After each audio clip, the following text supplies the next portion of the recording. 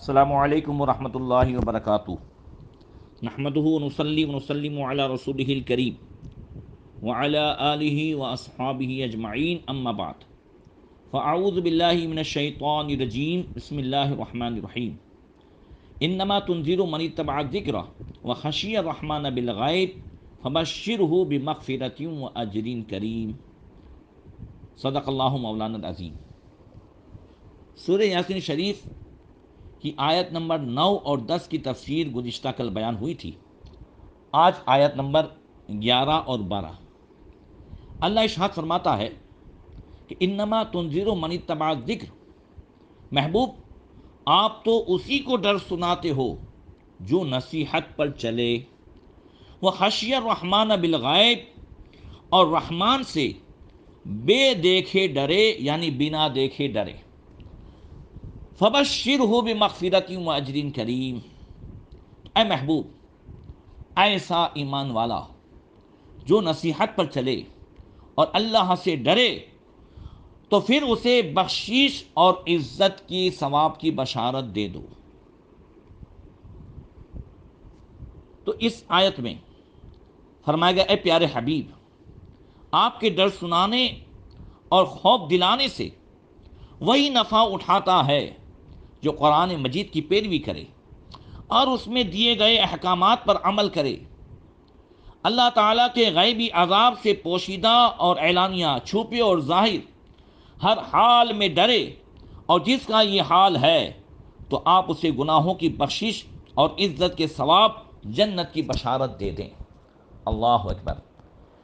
یہ وہ حضرات ہیں کہ جو اگر گناہوں میں بھی مبتلا رہتے ہیں، مگر اگر قرآن کی ایک آیت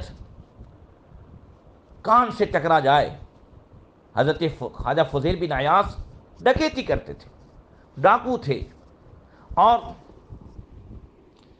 جیسے ہی وہ اس آدمی کے قریب پہنچے جس نے امانت دی تھی وغیرہ، اور وہ آیت سنی جو پڑھ رہا تھا، الم یعنی للذین آمنوا ان تخشع قلوبہم لذکر اللہ، کیا ایمان والوں کا ٹائم نہیں آیا ہے کہ اللہ کے ذکر سے ان کے دل ڈر جائیں؟ وہ فوراً کانپنے لگے، کہنے لگے وہ وقت آ گیا ہے، وہ وقت آ گیا ہے، اور انہوں نے ہمیشہ کے لیے ڈکیتی سے توبہ کر لی۔ تو قرآن دلوں میں انقلاب پیدا کر دیتا ہے، اللہ کی آیتیں زندگی کو بدل دیتی ہیں۔ مگر میں نے گزشتہ کل کہا تھا، یہ اس کے لیے ہے جس کے دل میں حسد نہ ہو، جس کے دل میں غرور نہ ہو، جس کے دل میں تکبر کی بیماریاں نہ ہو۔ اللہ اکبر۔ اور پھر آگے فرمایا آیت نمبر 12 میں کہ انا نحن نحیی الموتى ونکتب ما قدموا آثارهم وکل شیء احصیناہ فی امام مبین۔ بے شک ہم مردوں کو جلائیں گے اور ہم لکھ رہے ہیں جو انہوں نے آگے بھیجا اور جو نشانیاں پیچھے چھوڑ گئے، اور ہر چیز ہم نے گن رکھی ہے ایک بتانے والی کتاب میں یعنی لوح محفوظ میں۔ تو اس سے پہلی آیت میں دین کے ایک بنیادی اصول یعنی رسالت کا ذکر ہوا، اور اب یہاں سے ایک بنیادی اصول یعنی قیامت کا ذکر کیا جا رہا ہے۔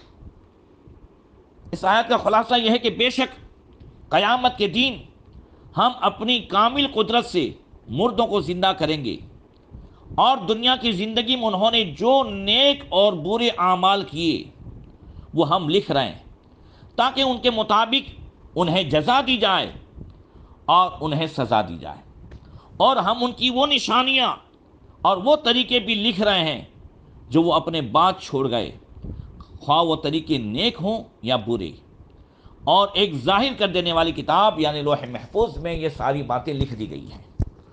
یہاں پر میں آج اور کل 2 دن گفتگو کروں گا آثارہم پر، یعنی آیات کی تفسیر میں یہ ہے کہ جو طریقے اپنے پیچھے چھوڑ گئے وہ لکھے جا رہے ہیں۔ یہ طریقے اچھے بھی ہو سکتے ہیں، برے بھی، اور دونوں کا حکم الگ الگ ہے۔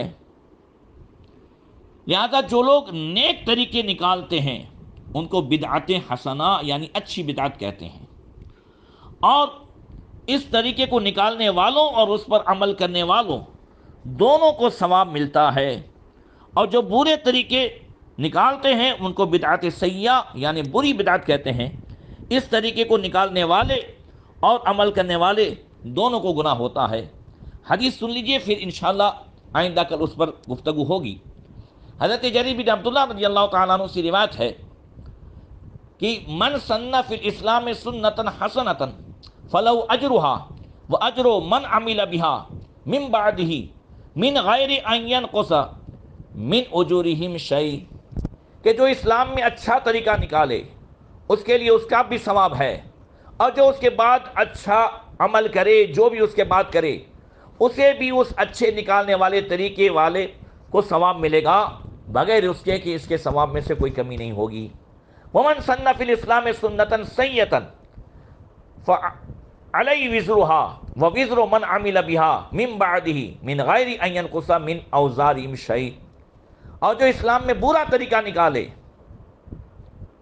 تو اسے اس کا گناہ ہوگا، اور جو اس کے بعد اس پر عمل کرے گا اس کے برابر بھی اسے گناہ ہوگا، اس کے گناہ سے بھی کوئی کمی نہیں ہوگی۔ انشاءاللہ تعالی آئندہ کل اس آیت اور اس حدیث کی وضاحت کی جائے گی۔ السلام علیکم ورحمۃ اللہ وبرکاتہ۔